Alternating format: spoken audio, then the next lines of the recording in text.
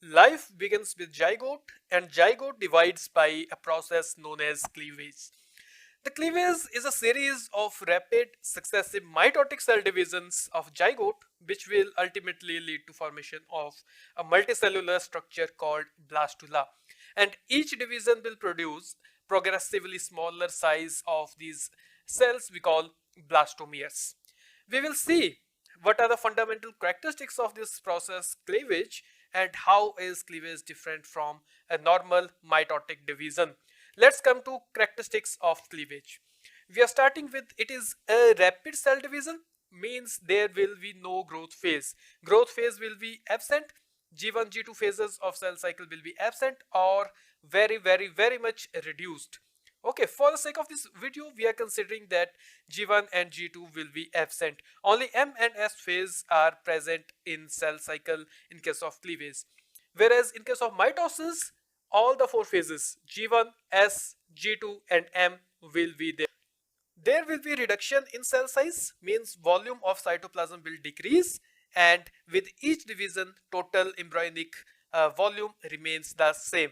That is why we can say that the cell number will increase but cell size will decrease. The nuclear to cytoplasm ratio will increase, but in reverse the cytoplasm to nuclear ratio will decrease. Both of which suggests that the cell size will decrease. Initially, the translation and transcription is suppressed. There will be maternal factors or maternal mRNAs and proteins which will be working during the entire process of this cleavage. It will be the later stages when the embryo will start synthesizing its own proteins. Now we will compare this process of cleavage with general process of mitosis. In case of normal cell division or mitosis, we have G1 phase which lasts approximately 11 hours. We have S phase of 8 hours. We have G2 phase which lasts about 4 hours, and we have 1 hour of multiplication or mitotic phase.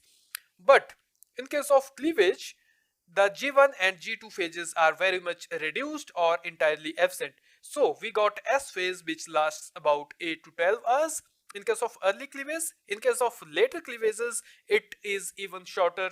It is about 6 to 10 hours. And the M phase, the length of M phase will be identical, which is approximately an hour. Now this is the comparative table of the normal mitosis and its comparison with cleavage. Like the total cell cycle length in case of normal mitosis is 24 hours, and in case of cleavage it is around 12 to 15 hours, or we can say that it is slower in humans as compared to other animals. The G1 and G2 phases are prominent in normal mitosis, where they are absent in case of cleavage. The phase lengths we have described in previous slides, and growth between divisions are absent in case of cleavage. The cell size is maintained in case of mitosis, whereas the cell size will decrease in case of cleavage. Now we will talk about the laws of cleavage and how is this process regulated. Now let's come to first law of cleavage. A cell divides into two daughter cells, which is already clear, and plane of cleavage is always perpendicular to previous. It is the first phase or first cleavage, then the second cleavage is at 90-degree angle to first cleavage. Now cleavage planes are governed by the position of spindles and nucleus as well. Each cleavage furrow tends to pass through nucleus. The orientation of cleavage planes is influenced by this mitotic spindle, and the plane of division is determined by the long axis of the nucleus. So ultimately it is nucleus and spindle positioning which is determining the plane and position of cleavage, and each cleavage will be perpendicular to next one as well as previous one. Now we come to second law of cleavage, which is Balfour's law. It is also called cleavage rate and yolk law, which states that the rate of cleavage is inversely proportional to yolk content. More is the yolk content, slower will be cleavage. Less is the yolk content, faster will be cleavage. The rate of cleavage in microlacithal egg, in which the amount of yolk is very less and distributed everywhere. In such a case, the rate of cleavage is equal everywhere. But in case of mesolacithal eggs, where yolk is very much concentrated on one of the poles, the rate of cleavage is faster in the cytoplasmic pole, we call animal hemisphere, as compared to the pole where the yolk is very much concentrated. So we can say that in case of microlacithal eggs, the rate of cleavage is equal everywhere, and in case of mesolacithal eggs, the rate of cleavage is faster in animal hemisphere and it is slower at vegetal hemisphere, because the yolk is very much concentrated at this vegetal hemisphere. If the rate of cleavage is faster at animal hemisphere, the number of cells will be more, but the size of cells will be less. As compared to vegetal hemisphere, the yolk is restricting the rate of cleavage. So number of cells will be less and size of cells will be more. As you can see, the process of cleavage in a xenopus egg, where you can see that in case of animal hemisphere, there are more number of cells and size of cells is smaller. Whereas in case of vegetal hemisphere, the process is slower. As you can see, the upper cells have already been divided. The cells at the vegetal hemisphere are still dividing. The cell size of these cells at vegetal hemisphere is relatively larger. Now we will talk about cleavage pattern. So there are some factors which determine the cleavage pattern. It is amount of yolk in the egg, it is distribution of yolk, whether the yolk is distributed similarly all over the egg, whether it is concentrated to only one pole or it is present at center of this egg. The mitotic spindle and orientation also determines the pattern of cleavage we saw in the first law of cleavage. So cleavage pattern is classified according to its division and orientation of plane. Talking about division, it can be dividing completely, we call complete division, or if it is not dividing completely, we call it incomplete division. In case of complete division, there must be very less amount of yolk and yolk must be uniformly distributed most of the times. And in this case, the entire egg will divide. The cleavage in such case is known as holoblastic cleavage. So the cleavage pattern on the basis of division, if it divides completely, we call it holoblastic cleavage. Now, this holoblastic cleavage sometimes can be unequal. The example is most commonly seen in case of amphibian eggs. Now, let's come to orientation of plane. On the basis of orientation of plane, the cleavage can be radial cleavage, it can be spiral cleavage, it can be bilateral or rotational cleavage. And this holoblastic cleavage is linked with all these types of cleavage. It can be holoblastic radial, it can be holoblastic spiral, holoblastic bilateral or holoblastic rotational cleavage.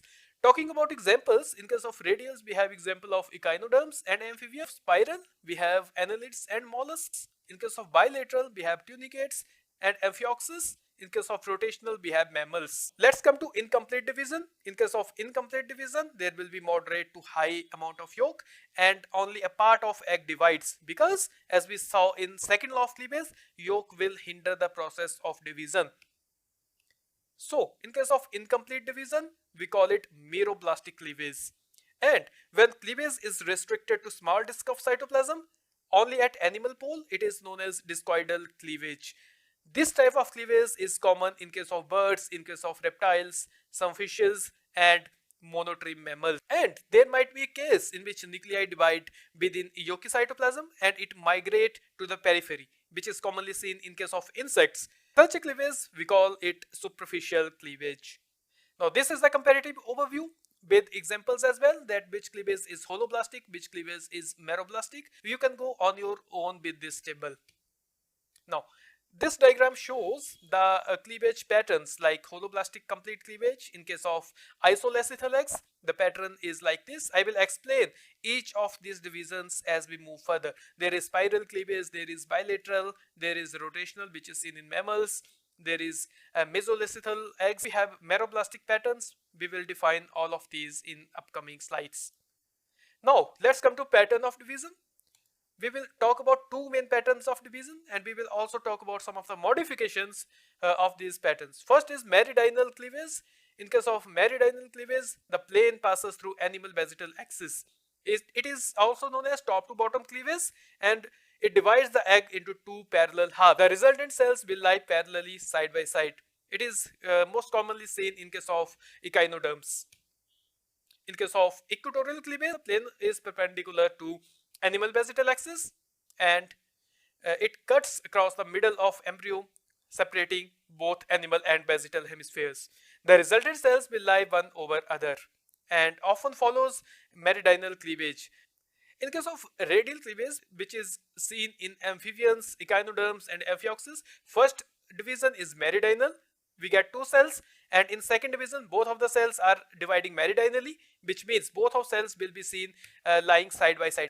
As you can see, the first division is occurring. The cells are dividing meridionally. They are lying parallelly side by side. In case of second cleavage, they are also dividing meridionally but perpendicularly. Again, the cells are lying side by side if they are meridional. In the case of third division, they are dividing equatorially, means cells are placed one over another. In case of rotational cleavage, which is present in mammals and some nematodes, like C. elegans, we will see development of C. elegans in separate video as well. The first division is meridional, we get two cells of it, and second division, the first cell will divide equatorially and another cell will divide meridionally. So we can see the cell which is dividing meridionally, it is dividing into two cells. One cell is shown in this figure, the other cell will be behind this cell, and the cell which is dividing equatorially is both of the cells are lying one over another. Let's talk about some modifications in the patterns of division. We come to latitudinal or transverse cleavage. It is a modification of equatorial cleavage, but it is slightly shifted upwards. Okay, so it is located above or below the equator and close to animal or vegetal pole. If the cell is dividing, it will not exactly pass through equator. It will be shifted slightly upward or slightly downward.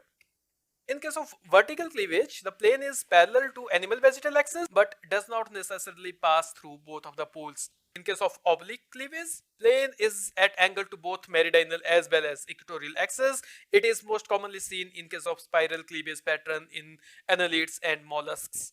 In case of division in frogs, as you can see, the egg divides into two cells. The division is meridional because the two cells are lying sidewise parallelly. In case of the second division, the cleavage is also meridional because the cells are again lying side by side. In case of third cleavage, the cells are lying one over another, means the division has to be equatorial, and it is a modified equatorial division we call latitudinal division because the division plane is not exactly passing through equator. It is slightly shifted upwards. That is what we see in case of the frog embryo. Now, here is the comparative table of different types of cleavage. You can go on your own with this table as well.